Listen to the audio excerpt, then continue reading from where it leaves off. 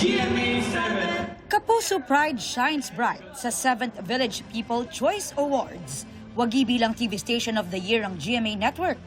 Ang parangal tinanggap ni GMA Senior Vice President Attorney Annette Gozon Valdez na nakakuha naman ng People of the Year Award.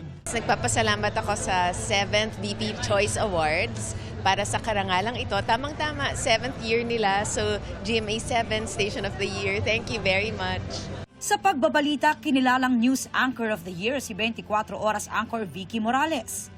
News Reporter of the Year si EJ Gomez. Sparkling as ever din ang Sparkle GMA Artist Center na kinilalang Artists Powerhouse Agency of the Year na tinanggap ni Sparkle GMA Artist Center First Vice President Joy Marcelo. TV Supporting of the Year si Marco Masa para sa Akusada. TV Supporting Actress of the Year ang kanyang kapwa PBB Collab 2.0 ex-housemate at Akusada co-star Ashley Sarmiento. Nakuha naman ni AZ Martinez ang New TV Female Personality Award at People Sexiest of the Year second place sa Female Adult category. It's a big responsibility to be looked up by people and actually see you as a personality. I'm very grateful for everyone who made this possible. People Sexiest of the Year second place din sa Male Adult category si Dustin Yu, na itinanghal ding Supporting Movie Actor of the Year para sa Shake, Rattle and Roll Evil Origins. Nakakuha rin ng parangal bilang Fandom of the Year ang Dustbia ng fandom ni na Dustin Yu at Bianca De Vera.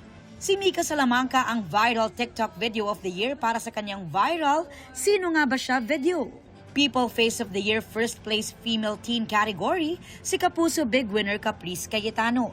Sobrang nakakatuwa po at syempre na-appreciate ko po lahat ng nag-vote sa akin, lahat po ng nagmamahal sa akin. Kaya thank you so much po sa inyong lahat. People Face of the Year first place male teen si Heath Hornales. People Face of the Year first place male adult si Will Ashley.